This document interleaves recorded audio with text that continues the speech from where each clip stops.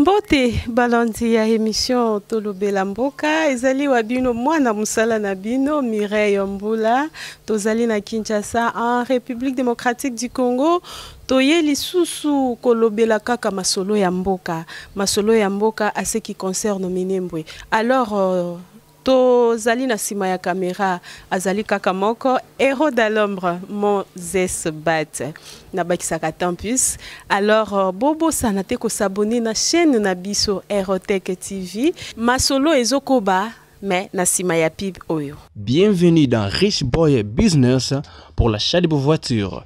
Vous voulez avoir les voitures de toutes sortes de marques, vous voulez avoir les voitures tout neufs, vous voulez avoir les voitures de bonne qualité, contactez Rich Boy Business. Il est là uniquement pour répondre à vos besoins. Vous qui êtes DG, vous qui êtes ministre, vous qui êtes président, prière de faire vos achats dans Rich Boy Business. Vous allez recevoir des voitures bien blindées, vous allez recevoir des voitures de bonne qualité. Bienvenue dans Rich Boy Business. Oui, Mbote Fumusabata. Mbote, ma très chère sœur. Papa olobaki na émission utikoleka ke lisolo ya Minembwe banda na 1960.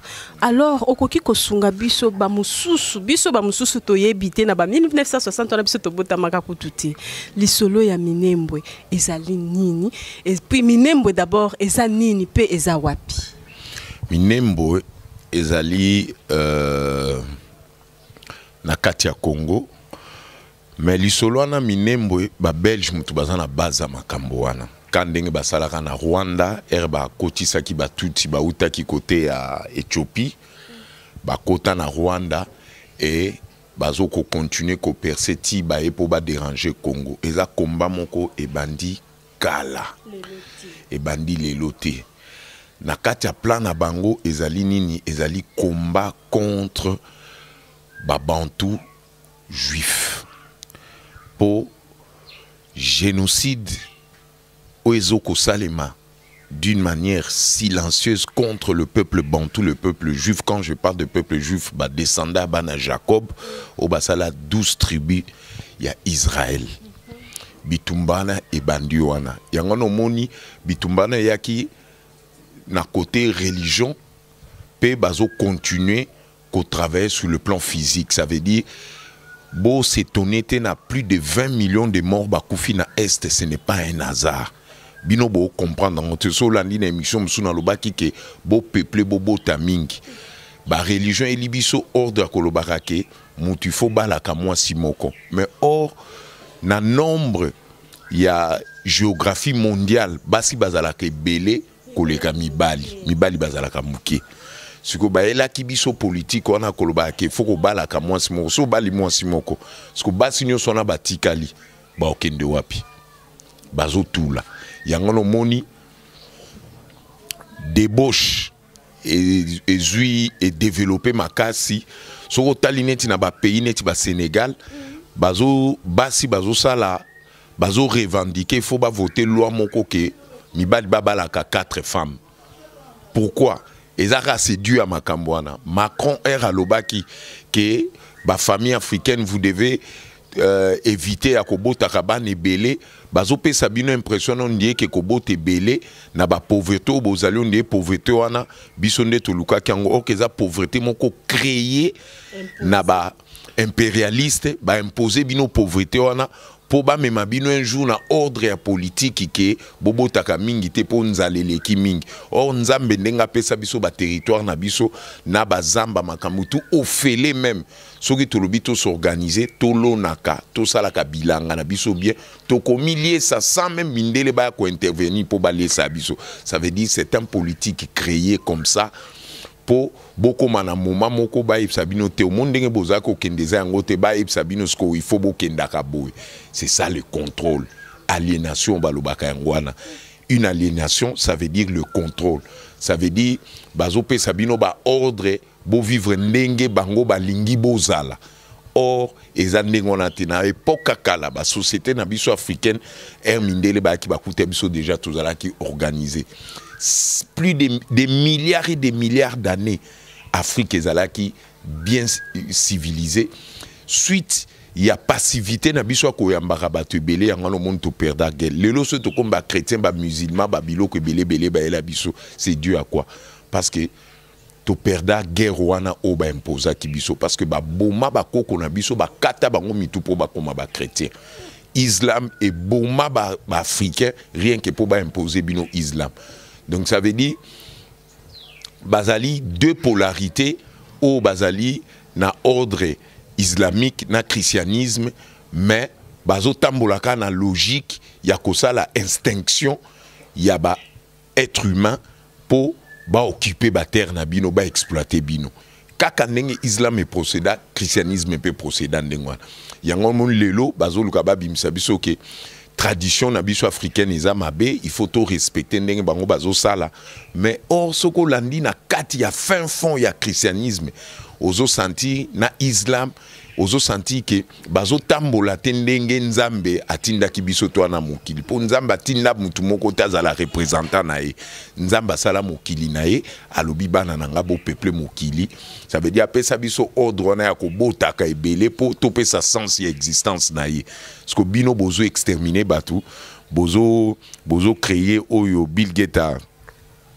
azo sala ezakana terme moko approprié sur instinction ya ba être humain pour ba lukandeni ba okiko exploiter minerai tout ça ils sont derrière l'argent et derrière le minerai yango bo mona même le combat au Trump azo bundana ba démocrate kuna c'est dû à ça même le combat au biso tozo ko bunda exactement sotali ndenge pouvoir ya présent Fatina Fayulu kendaki soki kaka to sala kerer ke to lexaki Fayulu Kongo ngaki kabwana yango no moni souci na bango ezali ke bon le quoi Fatia zaliwana azala mais tout diaboliser Fatia boma mutute aiba mutute asala mabe mon côté mais yoka mabe bazolo belaye on dirait même que yende mutazwaka Kabila tchake na pouvoir pour baluka bateka Minembwe wana pourquoi Minembwe Azarias Ruberwa azaki kowela kakazala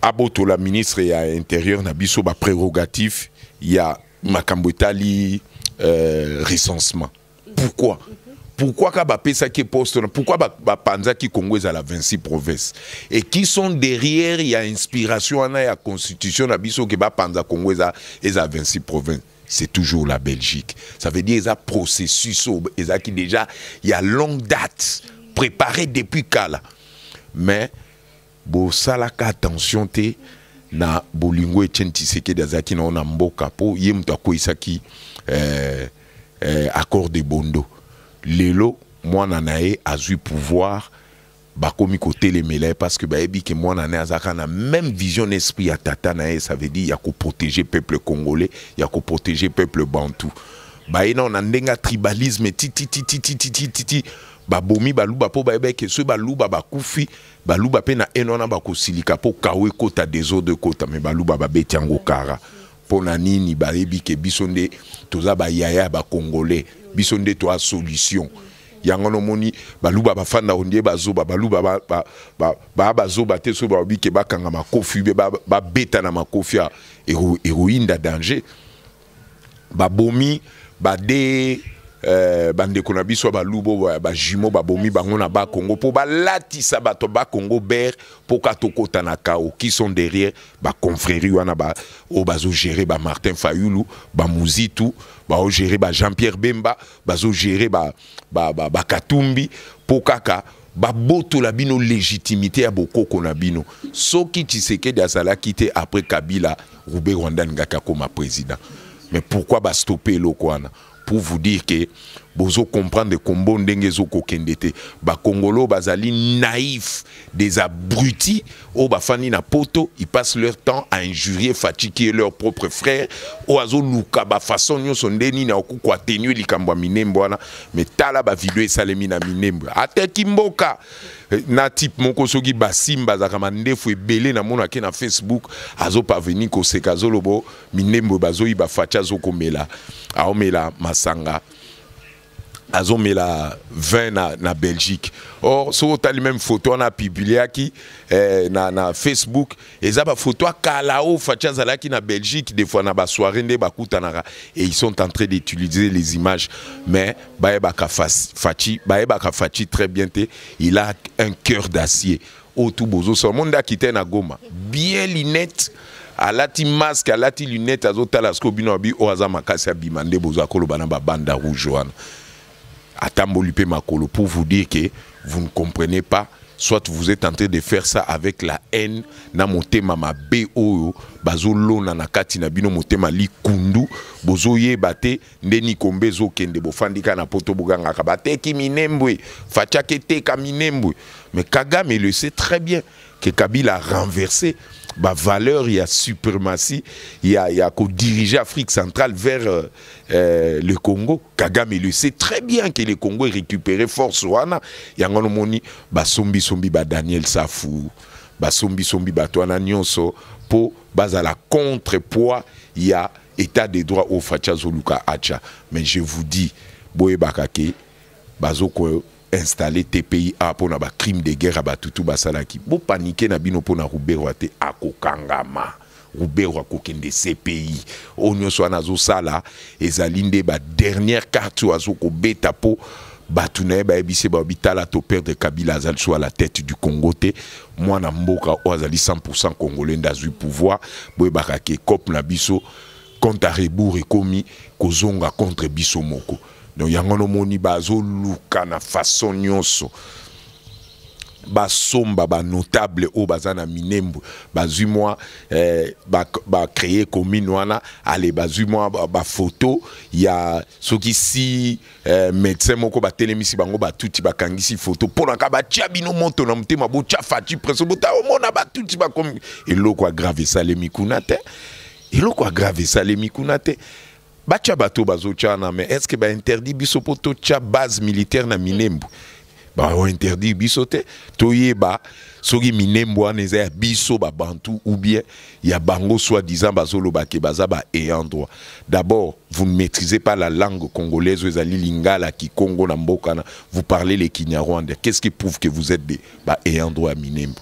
Ça veut dire ça faux cop bazobe mabino na ba politique mon quoi ko faire nuire bino que non balingi ba ezo comme ça au Minembo bazul balingi ba annexango ekota na Rwanda place Minembo ezali okoleka ba village boni plus de 500 km pour nos quotas au kotisango na Rwanda parce que boko kotisango na margine ça veut dire bazo travailler bino au babengaka la force de l'image bazo faire croire bino que ezandengwana mais ba la xapendenge mbulo ebeta kikurande zindisa ki bangombe wana babombi ça veut dire ba manipula kande bino na ba image ba bimisa pe ndenge nini batu babande ko pakata ba mbangu bazo kima mbangu ba chef coutumier na biso o bazali ba notable selon tradition na biso o baza ba patriote basi bakutana kina chef de l'état so guerre ango toko tango sko na ndenga molili totala banani bako gagner bako beta na nzoto po wana baza bakolo mabele Congo eza pona ba congolais chef Fumu Sabata tomoni na affaire Minembo ndengo expliquer biso et banda na 1960 depuis 1960 jusqu'à aujourd'hui il y a ba président tokoki kotango basi baleki Kabila le père et le fils mais avec Fati bozo promettre biso nini otokoki kozela que malgré ba baleki ba trouver solution te au contraire ba zindisi lisusu Minembo na ba problème o ezali pays na biso mais avec Fati promesse ni bozo promettre na peuple congolais toko sécuriser ezama belé na biso est-ce que toko we la Minembo na ba Rwandais ezaneti lopango na biso tozoe la sac à ciment ezana kata lopango na biso to we la ba fleur ezana kata lopango na biso na mutu mwa utilba il faut que la kisa mutona soko lingi au vivre bien na kati lopango na biso respecter ba ordre ezali na kati yekola histoire ya famille na biso potoye bandeni toki koyamba o s'adapter selon ba règle na biso yosko zoya ozolobake oza famille na biso mais ozo linga bato bazali banda batinda ko ba epsa ko kende cha désordre kuna katitin s'il faut ko simba les armes contre ba Rwandais ba peuple ya Minembo o bazo senga terwana il faut basi mamindu qui contre ba Rwandais ndeto koyeba ke baba ndeko na biso mais ce bozo sala ngote ça veut dire boyebi plan na bino o bozana ngo depuis kala o bozo préparer que bo occuper terwana pour na ba richesse ezali na kati siko 20 millions de morts batu bakufaka eza pona nini ba exterminer biso pour mabele tika la polele batika le exploiter mabele normal te batika babiloko anado il faut to bota peuple congolais bota bolongwa na ba omoni mingi na poto bakoma o to biso na poto o tune oza mwana boni o na kana mwana moko na pesi merci et na beteli ba congolais na biso tout bazali banda na poto o bazali na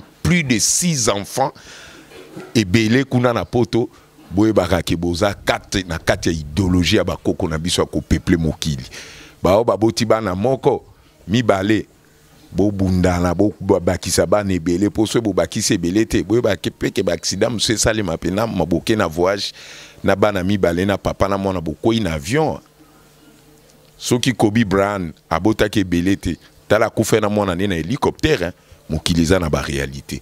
Donc ça veut dire bobo taka ebele parce que moko kokyo tikala a pérenniser génération na yo. Donc ezaka fausse idéologie ba ebsabino que non oh il faut na mwasi moko obota bana mingi te ndenge na France ezaka na Belgique lokuta. Na si ba o ba comprendre place ni nazali. Musabata toyambaki ye pona a betela biso lisolo ya minembwe mais zalina likambo moko azo insister peuple congolais bota bala bota ngate Musabata boyoki lisolo la politique ba créaki po bobota raté lelo babimse coronavirus pona ko diminuer ba tout ba diminuer ba nani ba africains. Donc bozo comprendre les dimensions bitumba onde tozo bunda ezo bunda matin na mokili balingi ba exterminer ba africain bon suite à ko exterminer ba africain ça veut dire quoi bolongwa botika mabele na bino ba ko exploiter ba sala mbongo ba régner c'est tout parce que bino bozo luka bo effacer ba juif bantu donc ça veut dire bozo telemela nzambe nzambe bito bota bino bozo boma ba tout plus de 20 millions ça veut dire boza contre nzambe Macron na limite que Macron nzambe mtu akelaye ba cause la baza ba descendant ba reptilien auto kakake na bible o nzamba bengana kana na univers po je ne crois pas mutunini au cause na vie au botate aux na banate et aux préférés vivre n'ozo vivre noté ya ka bateau bazana bana na ba famille que bobota mingi te pour pauvreté les en Afrique. Je ne pense pas que Macron a été créé par Dieu. Na comme on a certitude on a que to vivant na ba reptilien. Donc cela veut dire minembo po ezala sauver, nous devons occuper to bote belé terre na biso na ezala sécuriser na base militaire moko ko ezala sur place wana. Mais bo bota bo lembate bo bota na insister bo bota. Même Moukishina biso sotali famille ya président de la République bazali 6 enfants au Moukishati kaki.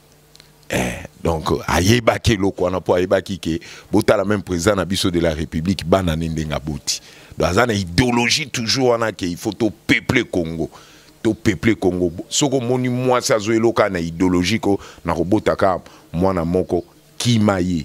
Soko moni mobali azob sa moi si que otenga na linga bana ebele te ka bana mibale mama kimaye ozali une femme africaine luka mobali wa ko bota bana ebele po bo profiter na ba avantage ba pesa bio na poto soza na bana ebele ba ko futo pe mbongo bana ba okende classe ofele bo bota bozongisa bango soki kuto bazana esprit ya machine o boti 10 otindi ba ona Congo mais na pesa bino ka réflexion moko simple. Pourquoi le président de la République a déjà un enseignement gratuit? Pour ça qu'il a souci d'éducation à bande à comprendre que les Congolais ba tangité, ba tangate pour nani pour nambon. Makamoko yuto fungwa ba banque ba ça la sokoti banque ozo mbongo na banque après ozo zwa ba pourcentage. Pourquoi président Fatia Ndimiango Kabila boya ke lokwa na pona aboya ke ba Congolais tout bazala bato ba mbongo. Mais président lobby je veux faire que peuple congolais bazala ba riche. Pourquoi zo ça la ba politique? Parce que l'ingi que boza na vie, boza na mbongo na maboko, en plus de ça, soko tangi, okoeba ko défendre Congo, mais basali ke ba bo médication Kabila pensa même pas que apé sa bourse na ba étudiant. Mutana bongo linga ki mboka. Ba entreprise na biso boni mbongo ezo kende na ba pays oyo ya kola ka tongi Tanzanie on dirait ndaku y a maman na yo atikela ke, ça veut dire azala ki na bisoté na réalité ya makambo alinga bisoté atikala poza na bisoté la preuve année ayekola même pas munoko mboka na biso lingala. Donc ça veut dire baza batu fo ba kanga bango na histoire ya Congo, na histoire Afrique, c'est la plus grosse escroquerie oyo batu ba uta libanda po ba escroquer biso na mboka na biso. Et biloko bongo to lobakate na ko mape sainte Saint Sabbat n'a pas encore existé. Il faut qu'à Saint Thomas, na Saint Paul. Saint Chilombo pe foazala. Yangwana bozo vivre en goutte. Donc ça veut dire il faut botanga, bota, botondisa Congo tozala ebele, boye kolipe maela mindele boya nango a botonga ba entreprise bosa makambo danger, to gérer mboka na biso ba bantu point barre. Il faut politique wana ya génocide silencieux au bazo sala contre peuple bantu, il faut esouka.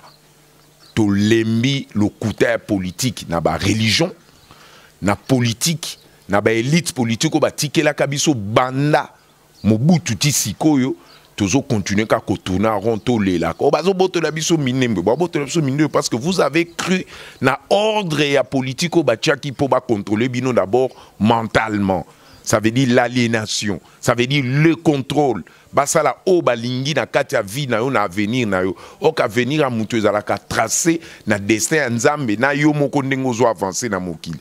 Nzamba lobi to peuple mokape sipso mokili ya boule biso tout ozo vivre mais batumo balamuki kana tombo habite photo boma batum susu poto contrôler ba mabele na. Ça veut dire baza ba diabolos, baza ba maudit.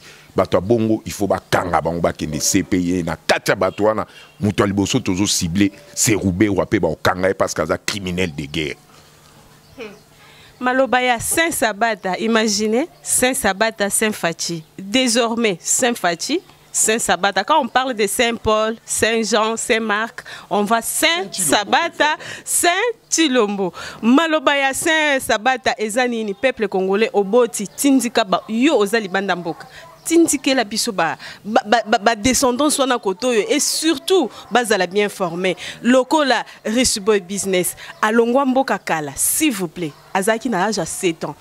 Akeye zui maele a embauché même Mindele bazo travailler na Rich Boy Business. Mais qu'est-ce qu'il a fait? Il est maintenant en RDC. Abanda ko banga koya à l'époque obiso sotoyebi. Pour son cadeau. Merci pour le cadeau nae à Tindenga cadeau à Jeep Moko. Je suis très fier de toi et c'est comme ça je pense que Bolingo ya Babantu il faut fonctionner. Merci pour le cadeau nae. Voilà, à Pamboli Saint Sabata na Jeep blindé. Alors, à penser qu'aux zonga na peuple na Congo na mboka na ye, mutolo na ye kundama awa. Imaginez à l'âge de 7 ans jusqu'à aujourd'hui. Et loko nini pour na solo la ki na bi pourquoi kaka lelo ndo penser qu'aux zonga na Congo? Alors oui parce que je vis maintenant des choses sérieuses et bandits. Abiso qui n'a pas planté société nanga awa et aux en sécurité parce que l'état de droit est en marche. Abanga ki koya parce que ngape naza disposé na ba oyo tout bakoya na ba investisseur au bazali honnête correct.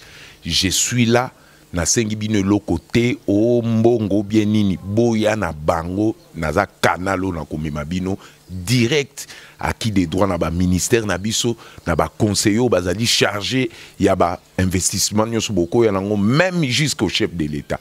Je suis prêt pour ça pour il faut faire passer la lumière.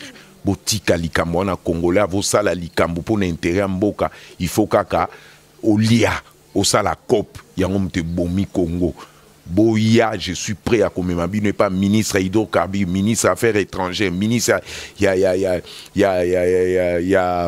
ya environnement batuna biso nyonso bazali censé pour na ko réaliser rêve nabiso il y a le peuple d'abord je suis disposé pour ça boroki ko benganga à tout moment je suis là na yambara même na 3h du matin. Ainsi dit Saint Sabata Boya il est là pour vous peuple congolais ne soit na posa aya ko telemisa mboka na ye on est mieux que chez soi là où vous êtes ce n'est pas chez vous. Exemple il y a Rich Boy Business en RDC. Imaginez ba sommaire combien ba kozwa misala bozwa idée ezalaki émission ya Tolobela Mboka wabino présentatrice Mireille Mbula toyambaki Saint Sabata na sima ya caméra ezalaki Moses Bata et surtout merci à mon chef JM Jean Pouy, merci parce que na mandat ya batu mususu j'ai chômé, s'il vous plaît, je suis sincère. Époque où Anna j'ai chômé, mais à l'époque de Fati, je suis embauché journaliste à l'Aérotech TV. Merci et à la prochaine.